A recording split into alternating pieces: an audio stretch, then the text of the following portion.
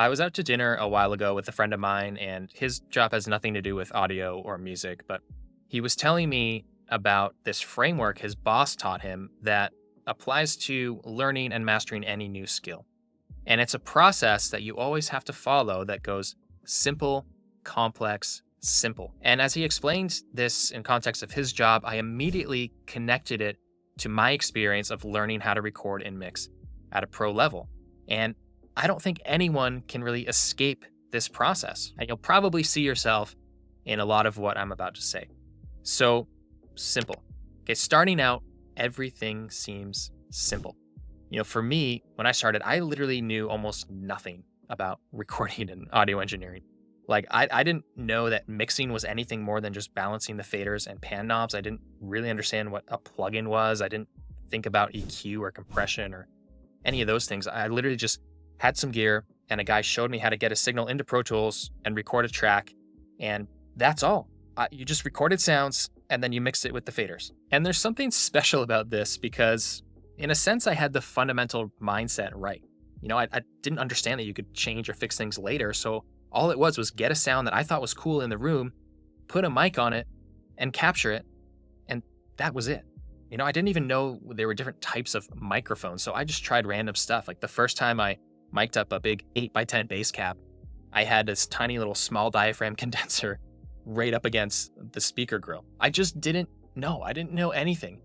But it was stress-free and fun. It was simple. But as you can probably imagine, my mixes sucked. Like, absolutely nowhere close to sounding professional, actually barely even listenable. But at first you don't care, right? It's all fun, it's all passion, it's exciting, it's experimenting, until eventually you do start feeling like, okay, I want to get better. I want to start figuring this out. And that's when you start searching for help, for teaching, training, information. For me, this came in the form of message boards like the Andy Sneap forum back in the day, Gearspace forum. I spent a lot of hours on there. Magazines, Mix Magazine, EQ Magazine. This was before YouTube. Like, this is around 2006. So YouTube, I think, was just being born. There were no audio training channels in existence at that point. Now, this is where you're entering the complex stage, and a lot of growth can happen in this stage, like a ton of growth, but there are also a lot of traps and pitfalls that get opened up here. You start to discover all of the things that you can do in the DAW, from editing to mixing, all sorts of different plugins and processing techniques and just overall mindsets of how you approach engineering a record. You also start to learn a lot about gear and the characteristics of different microphones and mic preamps and compressors and outboard gear and how they're going to impact your sound. And you even probably start listening to people talking about how different mic cables are going to impact your sound. And so it gets extremely complex. What was once just a matter of getting a sound, using a mic, recording it, now it's like, well, what mic should I use? And where should I put the mic? And is my mic even good enough? Is it too cheap? Is a more expensive mic what I need? And is the preamp giving me the right color that I need for this sound? And should I use outboard gear? How hot should my gain be? Where's the sweet spot?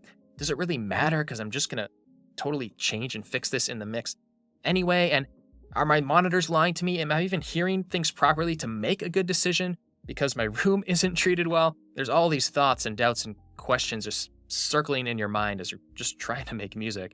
And these days, with all of the online resources out there, it's a double-edged sword, right? Like, it's amazing on one hand. You can get so much free help and training out there, but you're also bombarded with so many different opinions. A lot of these opinions are contradictory, and a lot of these opinions are coming from people who maybe don't have the credibility and don't have any business really talking about this stuff, but they do so very convincingly, or they are very entertaining, and so they get a lot of views, so it's hard not to follow and believe them. And I lived in this stage of complexity for a few years, and it felt really slow. I mean, on the one hand, my mixes were getting better. Let's say I went from total amateur to like semi-pro after about, 2-3 years.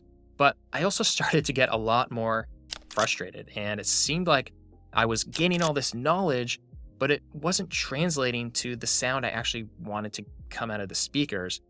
And even though I was learning, I was getting better, it was like all I could take was these really tiny baby steps. And I was constantly frustrated at how my mixes sounded when I took them out to the car and compared them against other records and reference tracks. And honestly, I often felt very defeated, insecure about my work, and just almost angry at how frustrating and hard this was. Maybe you can relate to that feeling at the peak of this complex stage. This is how a lot of our members feel when they come and join our full paid program. It's just like, I'm done with all of the overwhelm, all of the opinions, all of the second guessing. I just want to shut out the noise and follow one proven process start to finish that's finally going to get me the sound that I want. I highly recommend making that sort of move and investment if you want to shorten. I mean, you can't skip over this complex stage, but if you want to shorten the amount of time you spend in there, this can really help. And it's worth it because when you get to the other side of this complex stage, it's like entering the promised land. Things start to feel simple again, and you start to regain that sense of fun and passion. And it's like you get back those feelings that you had at the beginning, except now you actually have the skills to back it up. You actually know how to get the result that you want. And for me, one of the big things that helped these pieces finally click together and get me over that hump was really understanding that the source and the performance were the most important part. Now, I know you've probably heard that a lot. Almost everyone pays lip service to this idea. Let me tell you, most people will say that, but they don't actually act like that in the studio. But that really is where a lot of the magic is.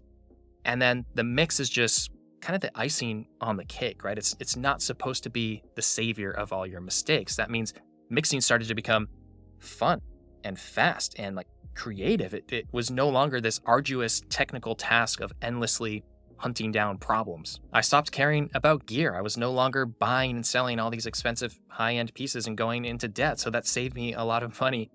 And I also started to lose that kind of anxious sense of this quest for more information, more training. That just kind of disappeared. I stopped caring what anyone else said I should do or what any other engineer did.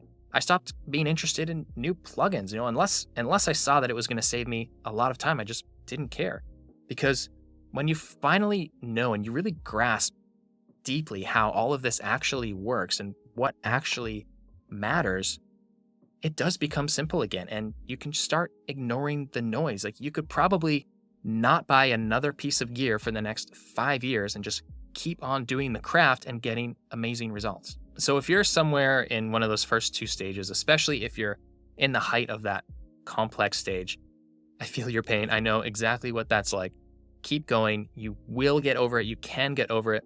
And if you feel like you've been stuck there a little too long, you might want to consider jumping out of the vortex of the free online info space and actually get into some serious pro training so you can get over this mountain of complexity as soon as possible and get back to actually enjoying making records. And this is reminding me of a time where I took someone else's mix session and I improved the mix drastically while eliminating 80% of the plugins and processing that they were doing. If you want to check out that video, it's right here.